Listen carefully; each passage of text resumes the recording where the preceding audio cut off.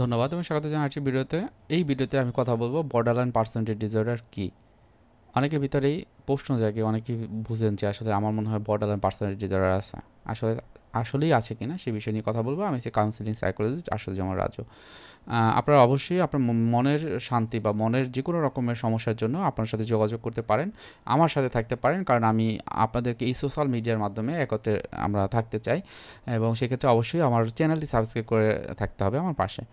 তাহলে borderline personality disorder কিন্তু অনেক ক্ষেত্রে এটা কিন্তু ক্রনিক ইলনেস হতে পারে, অর্থাৎ কঠিন একটা ডিসঅর্ডার কিন্তু হতে পারে, যেটা হয়তো বা অনেক সময় ম্যানেজ করা লাগবে, কিন্তু হয়তো আপনি সারা জীবনের জন্য যে একটা যে চেঞ্জ, যে বর্ডারলাইন পার্সোনালিটি থেকে বের হয়ে আসবো, সেটা হয়তো বা অনেক ক্ষেত্রে সম্ভব নাও হতে পারে। তবে মনে রাখবেন, সম্ভব যদি আপনারা প্রপার ট্রিটমেন্ট নেন।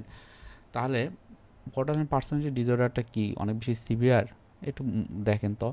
প্রথমে যেটা থাকে, ফিয়ার অফ অ্যাবান্ডনমেন্ট। তারা মনে করে আমাকে ছেড়ে সবাই চলে যাচ্ছে। খুবই গুরুত্বপূর্ণ, যেটা হলো বর্ডারলাইন পার্সোনালিটি ডিসঅর্ডারের যে যাদের থাকে তাদের কিন্তু এটা হয়, সবাই তাকে ছেড়ে যাবে। তাদের এক্সট্রিম মুড সুইং হয়, এই ভালো এই খারাপ। হয়তো বা এই ডিপ্রেশনে আছে, আবার অনেক বেশি ম্যানিক ফেজেস আছে, অনেক কিছু করে ফেলছে, অনেক কিছু লাইফে করে ফেলবে, সে অনেক বড়, হয়তো অনেক কেনাকাটা করে, অনেক কিছু মানে হাস্যোজ্জ্বল থাকে, হাসে, আবার অনেক ক্ষেত্রে কাঁদে। এই যে বিষয়গুলো তার ভিতরে কিন্তু মুড সুইং থাকে। তারপর যেটা হয়, আনস্টেবল রিলেশনশিপস, অর্থাৎ তার রিলেশনশিপটা স্টেবল থাকে না, একই রিলেশনশিপে সে থাকতে পারে না। দেখা যায় যে কিছুদিন পর পর যার সাথে সম্পর্ক ছিল সেই সম্পর্কটা বিচ্ছেদ হয়, আবার নতুন করে সম্পর্ক তৈরি করে, আবার সেটি বিচ্ছেদ হয়। এটি কিন্তু বেশিরভাগই বর্ডারলাইন পার্সোনালিটি ডিসঅর্ডার থেকে হয়।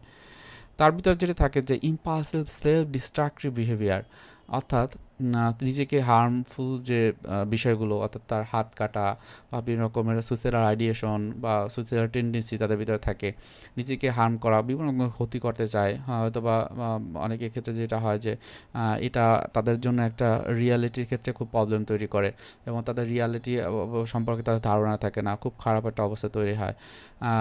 তাদের নিজের সেলফ ইমেজ তারা বুঝতে পারে না, তারা নিজেদের সম্পর্কে আনক্লিয়ার থাকে, হয়তো বা নিজের সেলফ ইমেজকে এক জায়গা থেকে আরেক জায়গায় নিয়ে যায়। তারা নিজেদের একরকম ভাবে, কিন্তু আসলে তারা অন্যরকম। অনেকের ভিতরে যা হয় এমটিনেস থাকে, অর্থাৎ ক্রনিক যে ইলনেস সেটি থাকে, এবং তাদের ভিতরে অনেক বেশি অ্যাঙ্গার থাকে, রাগ থাকে, এবং তাদের ভিতরে এই যে সুইসাইডাল হার্ম বা টেন্ডেন্সি যদি অনেক দিন ধরে থাকে, সেক্ষেত্রে কিন্তু তাদের খুব বড় রকমের একটা ইস্যু তৈরি হতে পারে, যেটি অন্যান্য যে ডিসঅর্ডার সেগুলোকে আরও বেশি ফ্লাকচুয়েট করতে পারে। তো আশা করি আপনার ভিতরে বর্ডারলাইন পার্সোনালিটি বা অন্যের ভিতরে আছে কিনা সেটি খুব সহজেই বুঝতে পারবেন আপনার এই ভিডিওতে। সবার জন্য শুভকামনা থাকছে, সবাই ভালো থাকবেন এবং সাথে থাকবেন। আসসালামু আলাইকুম।